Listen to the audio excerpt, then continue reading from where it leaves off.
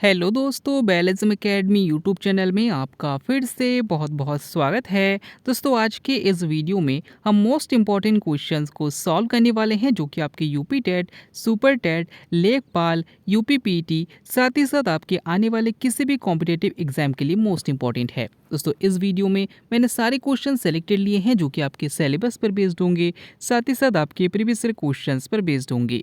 तो पूरे वीडियो में लास्ट तक बने रहिएगा और वीडियो के लास्ट में मुझे जरूर बताएगा कि आज के इस वीडियो में आपके कितने क्वेश्चन सही हुए। तो बिना देरी करते हुए चलिए शुरू करते हैं सबसे पहले क्वेश्चन से। सबसे पहला क्वेश्चन है, आतंकवादी वृक्ष किसे कहा जाता है? ऑप्शन आपके सामने बांस, ऑप्शन बी शीशम, ऑप्शन सी बरगद या फिर ऑप्शन डी यूकेलिप्टिस। इसका सही आंसर हो जाएगा ऑप्शन डी यूकेलिप्टिस। दोस्तों, यूकेलिप्टिस का पेड़ जहाँ पर भी होता है उसके चारों ओर की जो भूमि होती है वो बंजर हो जाती है, इसीलिए इसे आतंकवादी वृक्ष कहा जाता है। अगला क्वेश्चन, रानीखेत बीमारी किससे संबंधित है? ऑप्शन आपके सामने सुअर, ऑप्शन बी मुर्गी, ऑप्शन सी गाय या फिर ऑप्शन डी मनुष्य। इसका सही आंसर हो जाएगा ऑप्शन बी मुर्गी। तो याद रखिएगा कि रानीखेत बीमारी का जो संबंध है वो मुर्गी से है। अगर आपसे पूछा जाता है कि सबसे बड़ा अंडा किस पक्षी का होता है, तो याद रखिएगा शुतुरमुर्ग का होता है। अगला क्वेश्चन, वायु संरक्षण अधिनियम कब पारित हुआ? ऑप्शन आपके सामने 1974, ऑप्शन बी 1981, ऑप्शन सी 1986 या फिर ऑप्शन डी 2000। इसका सही आंसर हो जाएगा ऑप्शन बी 1981। दोस्तों, अगर आपसे पूछा जाता है कि जल संरक्षण अधिनियम कब पारित हुआ, तो याद रखिएगा कि जल संरक्षण अधिनियम 1974 में पारित हुआ। अगर आपसे पूछा जाता है कि वायु संरक्षण अधिनियम कब पारित हुआ, तो याद रखिएगा 1981 में पारित हुआ। और अगर आपसे पूछा जाता है कि ध्वनि संरक्षण अधिनियम कब पारित हुआ, तो याद रखिएगा 2000 में पारित हुआ। और याद रखिएगा कि पर्यावरण संरक्षण अधिनियम 1986 में आया था। अगला क्वेश्चन, नेक्स्ट क्वेश्चन है, खट्टे स्वाद के लिए कोशिकाएं जीभ के किस भाग में होती है? ऑप्शन आपके सामने अग्र, ऑप्शन बी मध्य, ऑप्शन सी पार्श्व या फिर ऑप्शन डी पीछे। इसका सही आंसर हो जाएगा ऑप्शन सी पार्श्व। दोस्तों, हमारी जो जीभ होती है इसमें अलग अलग प्रकार की टेस्ट वर्ड्स होती हैं, जिनमें साइड में जो टेस्ट वर्ड्स होती हैं उससे हमें खट्टेपन का अनुभव होता है। आगे की ओर जो टेस्ट वर्ड्स होती हैं उनसे हमें मीठेपन का अनुभव होता है। और पीछे की तरफ जो टेस्ट वर्ड्स होती है उनसे हमें कड़वाहट का अनुभव होता है। और बीच में कोई भी टेस्ट वर्ड्स नहीं होती है।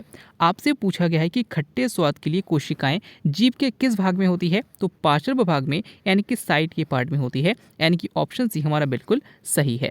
अगला क्वेश्चन, नेक्स्ट क्वेश्चन है, विटामिन डी की कमी से होने वाले रिकेट्स में शरीर का कौन सा अंग प्रभावित होता है? ऑप्शन आपके सामने त्वचा, ऑप्शन बी बाल, ऑप्शन सी अस्थि या फिर ऑप्शन डी रक्त।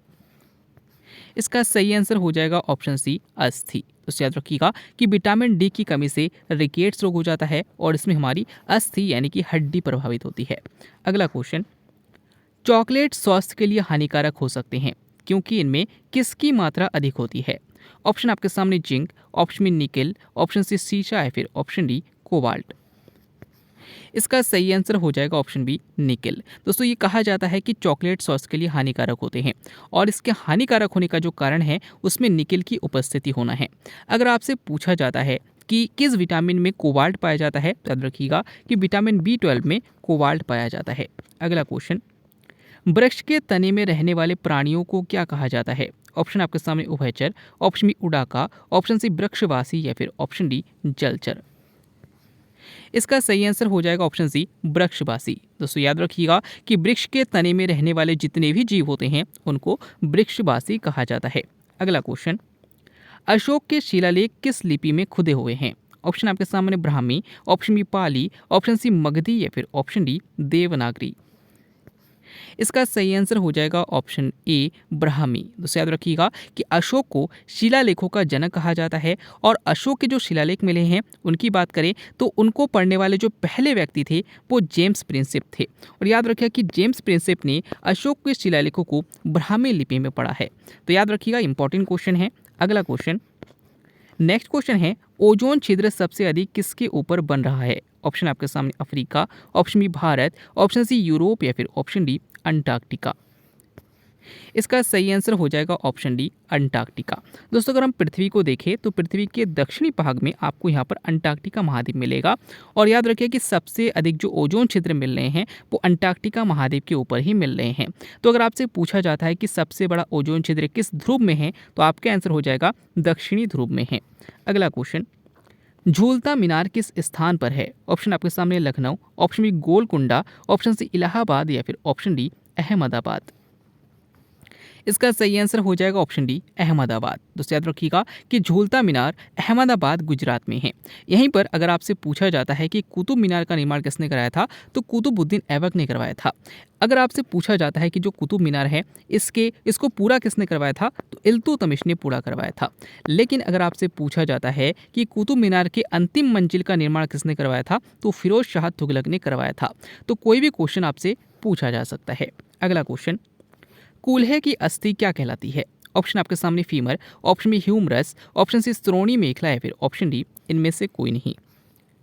इसका सही आंसर हो जाएगा ऑप्शन सी, स्त्रोणी। दोस्तों हमारे जो कमर में जो हड्डी होती है, इस कमर में जो हड्डियां होती है दो, इसको स्त्रोणी मेखला कहा जाता है और इंग्लिश में से पेल्विक गर्डल कहा जाता है। तो इंपॉर्टेंट क्वेश्चन है, पूछा जा सकता है। अगला क्वेश्चन, एंजाइम रासायनिक रूप से कैसे होते हैं? ऑप्शन आपके सामने लिपिड, ऑप्शन बी अम्ल, ऑप्शन सी प्रोटीन या फिर ऑप्शन डी कार्बोहाइड्रेट। इसका सही आंसर हो जाएगा ऑप्शन सी, प्रोटीन। दोस्तों याद रखिएगा कि इस क्वेश्चन में बहुत ज़्यादा कंफ्यूजन होता है कि एंजाइम मूल रूप से क्या होते हैं। तो याद रखिएगा कि एंजाइम मूल रूप से प्रोटीन होते हैं। अगला क्वेश्चन, न्यूनतम मानव जनसंख्या घनत्व कहाँ पाया जाता है? ऑप्शन आपके सामने Asia, option B Africa, option C Australia या फिर ऑप्शन डी अंटार्कटिका। इसका सही आंसर हो जाएगा ऑप्शन डी, अंटार्कटिका। तो याद रखिएगा कि सबसे कम जनसंख्या घनत्व जो पाया जाता है वो अंटार्कटिका महाद्वीप में पाया जाता है, क्योंकि ये बर्फ से ढका रहता है और इसी कारण से यहाँ पर जनसंख्या का अभाव पाया जाता है। अगर आपसे पूछा जाता है कि सबसे अधिक जनसंख्या घनत्व किस महाद्वीप में पाया जाता है, तो एशिया महाद्वीप में पाया जाता है। अगला क्वेश्चन, भारतीय प्राणी सर्वेक्षण का प्रतीक कौन सा जानवर है? ऑप्शन आपके सामने पांडा, ऑप्शन में गेंडा, ऑप्शन सी गाय या फिर ऑप्शन डी भारतीय गौर।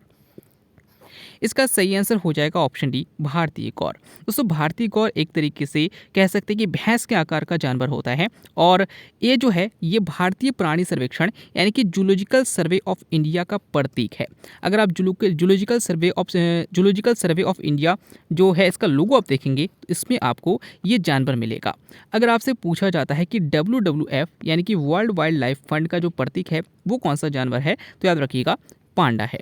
अगला क्वेश्चन, यदि किसी जल स्रोत की BOD अधिक है तब क्या होगा? ऑप्शन आपके सामने है, यह स्वच्छ है, ऑप्शन बी यह अधिक प्रदूषित है, ऑप्शन सी यहाँ मल की मात्रा अधिक है या फिर ऑप्शन डी यहाँ पानी का घनत्व कम है। इसका सही आंसर हो जाएगा ऑप्शन बी, यहाँ अधिक प्रदूषित है। दोस्तों ये थोड़ा बड़ा क्वेश्चन है, लेकिन अगर आप इसको समझ लेंगे तो बहुत आसान क्वेश्चन है। कभी कभी ऐसा होता है कि कुछ तालाब होते हैं या नदियाँ होती हैं, उसके ऊपर कुछ ऐसे पौधे उग जाते हैं जो नीचे की ऑक्सीजन को खींच लेते हैं, जिस कारण से जल में ऑक्सीजन की मात्रा कम हो जाती है और इसी को हम सुपोषण कहते हैं। इस घटना को सुपोषण कहा जाता है या फिर एल्गी ब्लूम कहा जाता है, क्योंकि ये एक प्रकार से एल्गी के माध्यम से होते हैं। और ये जो जल में ऑक्सीजन की कमी है इसको बायोलॉजिकल ऑक्सीजन डिमांड कहते हैं, यानी कि इसमें जीवों के लिए ऑक्सीजन की डिमांड बढ़ गई है, यानी कि इसमें BOD की मात्रा बढ़ गई है। तो याद रखिएगा कि यदि किसी जल स्रोत की BOD अधिक है, इसका मतलब ये है कि यह अधिक प्रदूषित है, क्योंकि इसमें ऑक्सीजन की मात्रा में कमी है।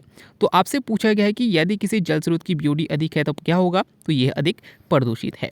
अगला क्वेश्चन, नेक्स्ट क्वेश्चन है, भारत का मैत्री अनुसंधान केंद्र कहाँ स्थित है? ऑप्शन आपके सामने गोवा, ऑप्शन बी नई दिल्ली, ऑप्शन सी चेन्नई या फिर ऑप्शन डी अंटार्कटिका।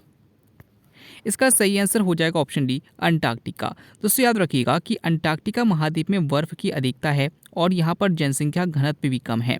इसी कारण से यहाँ पर सबसे अधिक वैज्ञानिक अनुसंधान केंद्र स्थित है और यहाँ पर भारत के 3 वैज्ञानिक अनुसंधान केंद्र स्थित है। एक तो दक्षिणी गंगोत्री है, एक मैत्री है और एक भारती है। तो ये क्वेश्चन आपसे पूछा जा सकता है कि कौन सा वैज्ञानिक अनुसंधान केंद्र अंटार्कटिका महाद्वीप में स्थित है, तो आपका आंसर इन तीनों में से कोई एक हो जाएगा। अगला क्वेश्चन, पंचायती राज व्यवस्था का शिल्पी किसे कहा जाता है? ऑप्शन आपके सामने Lord Ripon, option B Pandit Jawaharlal Nehru, option C Balwant राय मेहता या फिर option D doctor Bhimrao Ambedkar. इसका सही आंसर हो जाएगा ऑप्शन सी बलवंत राय मेहता। तो याद रखिएगा कि बलवंत राय मेहता को ही पंचायती राज व्यवस्था का शिल्पी कहा जाता है। अगर आपसे पूछा जाता है कि किसके शासनकाल को पंचायती राज व्यवस्था का स्वर्ण काल कहा जाता है, तो याद रखिएगा कि 1880 से लेकर 1884 तक का जो लॉर्ड रिपन का शासनकाल है, इसको पंचायती राज व्यवस्था का स्वर्ण काल कहा जाता है। अगला क्वेश्चन, डॉल्फिन दिवस कब मनाया जाता है? ऑप्शन आपके सामने 29 जुलाई, ऑप्शन बी 5 अक्टूबर, ऑप्शन सी 20 मार्च या फिर ऑप्शन डी 22 मार्च। इसका सही आंसर हो जाएगा ऑप्शन बी 5 अक्टूबर। तो याद रखिएगा कि डॉल्फिन दिवस 5 अक्टूबर को मनाया जाता है। अगर आपसे पूछा जाता है कि भारत का राष्ट्रीय जलीय जीव कौन सा है, तो डॉल्फिन है। अगर आपसे पूछा जाता है कि बाघ दिवस कब मनाया जाता है, तो 29 जुलाई को बाघ दिवस मनाया जाता है। अगर आपसे पूछा जाता है कि विश्व गौरैया दिवस कब मनाया जाता है, तो 20 मार्च को मनाया जाता है। और अगर आपसे पूछते हैं कि विश्व जल दिवस कब मनाया जाता है, तो 22 मार्च को मनाया जाता है। और विश्व पृथ्वी दिवस 22 अप्रैल को मनाया जाता है। अगला क्वेश्चन, जलियांवाला बाग हत्याकांड के विरोध में किसने ब्रिटिश सरकार के नाइटहुड की उपाधि लौटा दिया था? ऑप्शन आपके सामने Mahatma Gandhi, option B Rabindranath Tagore, option C Udham Singh या फिर ऑप्शन डी इनमें से कोई नहीं। इसका सही आंसर हो जाएगा ऑप्शन बी रविंद्रनाथ टैगोर। दोस्तों 13 अप्रैल 1919 को जो जलियांवाला कांड की घटना हुई थी, इसी के बाद जो कह सकते हैं कि जो नाइट हिट की उपाधि है, ये रविंद्रनाथ टैगोर के द्वारा ब्रिटिश सरकार को लौटा दी गई थी। इसी प्रकार से अगर आपसे पूछा जाता है कि जो जलियांवाला कांड का जो मेन विलन है जनरल ओडायर, इसकी हत्या किसने की, तो याद रखिएगा उधम सिंह ने की। अगर आपसे पूछा जाता है कि कैसर ए हिंद की उपाधि किसने लौटा दिया था, तो महात्मा गांधी ने लौटा दिया था। अगला क्वेश्चन, भारत किस देश के साथ अपनी सबसे कम स्थलीय सीमा साझा करता है? ऑप्शन आपके सामने Sri Lanka, option B Afghanistan, option C Pakistan या फिर ऑप्शन डी बांग्लादेश। इसका सही आंसर हो जाएगा ऑप्शन बी अफगानिस्तान। दोस्तों याद रखिएगा कि भारत अपनी सबसे अधिक स्थलीय सीमा बांग्लादेश के साथ साझा करता है और सबसे कम स्थलीय सीमा जो साझा करता है वो अफगानिस्तान के साथ करता है। अगला क्वेश्चन, अफ्रीका की सबसे बड़ी झील कौन सी है? ऑप्शन आपके सामने बैकाल झील, ऑप्शन बी सुपीरियर झील, ऑप्शन सी विक्टोरिया झील या फिर ऑप्शन डी आयर झील। इसका सही आंसर हो जाएगा ऑप्शन सी विक्टोरिया झील। दोस्तों याद रखिएगा कि अफ्रीका की सबसे बड़ी झील विक्टोरिया झील है। अगर आपसे पूछा जाता है कि ऑस्ट्रेलिया की सबसे बड़ी झील कौन सी है, तो आयर झील है। अगर आपसे पूछा जाता है कि विश्व की सबसे गहरी झील कौन सी है, तो बैकाल झील है। और अगर आपसे पूछा जाता है कि विश्व की सबसे मीठे पानी वाली झील कौन सी है, तो सुपीरियर झील है, जो कि उत्तरी अमेरिका में है। अगला क्वेश्चन, गोवा मुक्ति दिवस कब मनाया जाता है? ऑप्शन आपके सामने 19 दिसंबर, ऑप्शन बी 24 दिसंबर, ऑप्शन सी 25 दिसंबर या फिर ऑप्शन डी 1 अक्टूबर। इसका सही आंसर हो जाएगा ऑप्शन ए 19 दिसंबर। दोस्तों जब भारत देश आज़ाद हुआ था 15 अगस्त 1947 के आज़ादी के बाद भी भारत का एक ऐसा राज्य जो कि मुक्त नहीं हुआ था, तो वो राज्य गोवा था। और अगर आपसे पूछा जाता है कि गोवा को मुक्ति कब मिली, तो याद रखिएगा कि गोवा को आज़ादी सन 1961 में मिली। और याद रखिए कि गोवा अपना मुक्ति दिवस 19 दिसंबर को मनाता है। अगर आपसे पूछा जाता है कि राष्ट्रीय उपभोक्ता अधिकार दिवस कब मनाया जाता है, तो 24 दिसंबर को मनाया जाता है। अगर आपसे पूछा जाता है कि सुशासन दिवस कब मनाया जाता है, तो 25 दिसंबर को मनाया जाता है। और अगर आपसे पूछा जाता है कि अंतर्राष्ट्रीय वृद्धजन दिवस कब मनाया जाता है, तो 1 अक्टूबर को मनाया जाता है। अगला क्वेश्चन, करो या मरो का नारा किसने दिया था? ऑप्शन आपके सामने Mahatma Gandhi, option B Jyotiba Phule, option C Vinoba Bhave या फिर ऑप्शन डी रविंद्रनाथ टैगोर। दोस्तों इस क्वेश्चन का आंसर आपको कमेंट बॉक्स में बताना है। आज के वीडियो में आपके कितने क्वेश्चन सही हुए, साथ ही साथ आज का वीडियो आपको कैसा लगा कमेंट बॉक्स में जरूर बताइएगा। वीडियो अच्छा लगा हो तो वीडियो को लाइक कीजिएगा, चैनल को सब्सक्राइब कीजिएगा, अपने दोस्तों को शेयर कीजिएगा। मिलते हैं अगले वीडियो में, तब तक के लिए देखते रहिए, सीखते रहिए।